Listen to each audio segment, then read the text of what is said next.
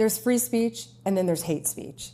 And there is no place, especially now, especially after what happened to Charlie, in our society. My position is that even hate speech should be completely and totally allowed in our country. The most disgusting speech should absolutely be protected. And it's not a viewpoint that is held by the left. The ACLU used to hold this viewpoint. The American Civil Liberties Union, they sued so that legitimate Nazis could march through downtown Skokie. You remember this? Back in the 80s and 90s? Now, why would the ACLU do this? Because they said, as soon as you use the word hate, that is a very subjective term. Because then all of a sudden it is in the eyes or it is in the implementation of whomever has the power. Do you see more law enforcement going after these groups who are using hate speech and putting cuffs on people so we show them that some action is better than no action? We will absolutely target you, go after you, if you are targeting anyone with hate speech, anything. And that's across the aisle. I think that in a civil society, the best ideas will win as long as you have that marketplace. And here's the real issue. As soon as you shut up hate speech, those people only get more powerful. And this is the unintended consequence of censorship. You give more credence to the silenced person the moment you shut them up, because then they can play the victim and they say, they're trying to shut me up because I have something that everyone else wants and I'm a threat to them. No, you're not. You're just a fool, and those people have too much power.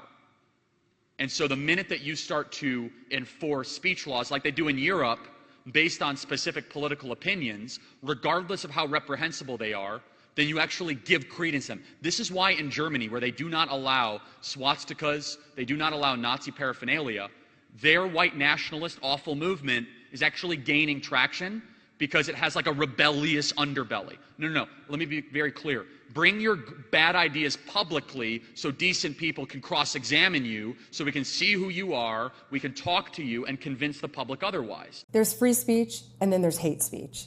And there is no place, especially now, especially after what happened to Charlie, in our society. This is a hard argument for some young people to hear, because they're like, it's so hateful, it's so awful, it deteriorates our country. No. Those ideas, if they spread, deteriorate our country.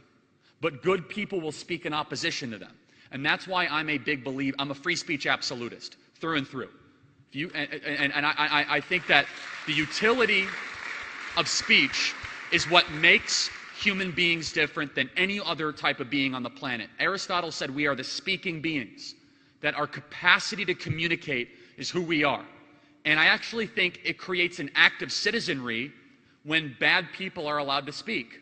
When really bad people are given a permit, all of a sudden the entire population's like, that's disgusting, let's go get our yard signs, go make them, and we're going to go speak out against them. They're kind of on their toes, they're looking out for things. We will absolutely target you, go after you, if you are targeting anyone with hate speech, anything, and that's across the aisle. All of a sudden, if the government becomes the speech police and they start calling the shots, like, oh, the government will get rid of the bad guys for me. And they kind of become complacent. They become less active. They become less responsible for the country around them. And so I don't draw a line. That's me.